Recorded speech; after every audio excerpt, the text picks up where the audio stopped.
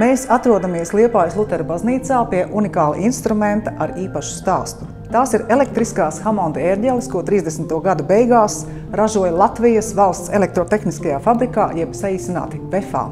Hammonda ērģeles izgudroja un uzsāka ražot inženieris Lorenss Hammonds tālajā 1934. gadā ASV. Šis instruments bija daudz lētāka alternatīva stabuļu ērģelēm, ko tolaik lietoja baznīcās. 1937. gadā valsts elektrotehniskā fabrika nopērka licenci no Hammonda, lai sāktu ērģeļu ražošanu arī Latvijā. Salīdzinot ar ASV, Latvijā bija iespējams izvēlēties instrumentu apdari, tādu pašu kā oriģinālajām Hammonda ērģelēm, vai no ozolkoka, vai no kādas citas koksnes. Koksne nāca no Latvijas, tieši tāpat kā Hammonda ērģeļu dizains, kura autors bija ievērojamies mākslinieks konstruktors Ādolfs Irbīte. Viņa darbi jau iepriekš bija guvuši starptautisku atzinību, piemēram, VEF radioaparātu dizains bija ieguvis zelta medaļas un Grand Prix vispasaules izstādēs Parīzē un Briselē.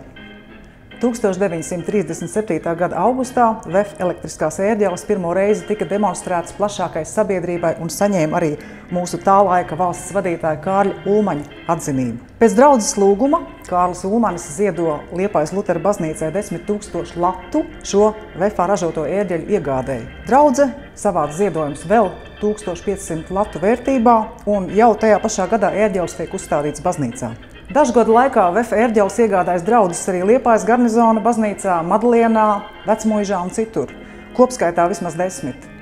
Diemžēl daudzās vietās iecerēto ērģeļu uzstādīšanu izjauca Otrais pasaules karš. No autentiskajiem VEF ražotajiem instrumentiem lielākā daļa ir gājusi bojā, un šobrīd ir zināms tikai par 3 elektriskajām ērģelēm, kas ir saglabājušās. Liepājas Lutera baznīcas Hammonda ērģeles darbojās līdz 2006. gadam, kad dažādu bojājumu un nolietojumu dēļ to skaņa apklusa.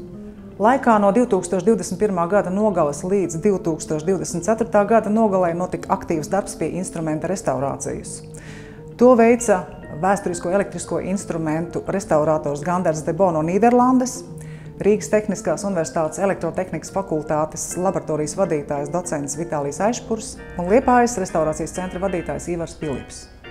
Ar ko tad ir tik unikāls šis instruments un kas tad ir Hammonda ērģeļu skaņas pamatā? Hammonda ērģeles ir elektrotehnisks mūzikas instruments, kuru skaņu veido toņa zobrata ģenerators. Ērģelēm ir 4 9 reģistru bloki, kurus var pārslēgt, nomainot tembru katram manuālim.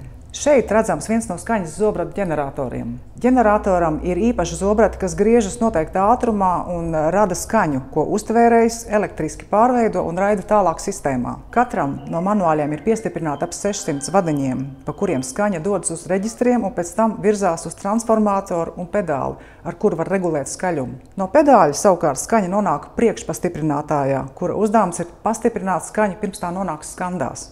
Oriģinālās VEFA skandas, diemžēl, šim instrumentam ir gājušas zudībā, un tādēļ restaurācijas procesā mēs nolēmām pieslēgt Leslie skandas, kuras tiek lietotas ar Hammonda instrumentiem visā pasaulē. Tā ir unikāla skaņa pastiprinoša iekārta ar rotējošām detaļām, kuru izgudroja cits amerikāņu inženieris, Dons Leslijs. Viņš savulaik strādāja Hammonda rūpnīcā, bet 1940. gados nolēma uzsākt patstāvīgu biznesu un izveidot rotējošās skandas, kam viņa darba devējs Lorenss Hammonds nesaskatīja tajā laikā nekādu komerciālu nozīmību. Pirmajām Leslie izgudrotajām skandām apakšā bija tikai viens rotors. Attīstot šo izgudrojumu, tika radīti modeļi ar 2 rotoriem, kas griežas pretējos virzienos.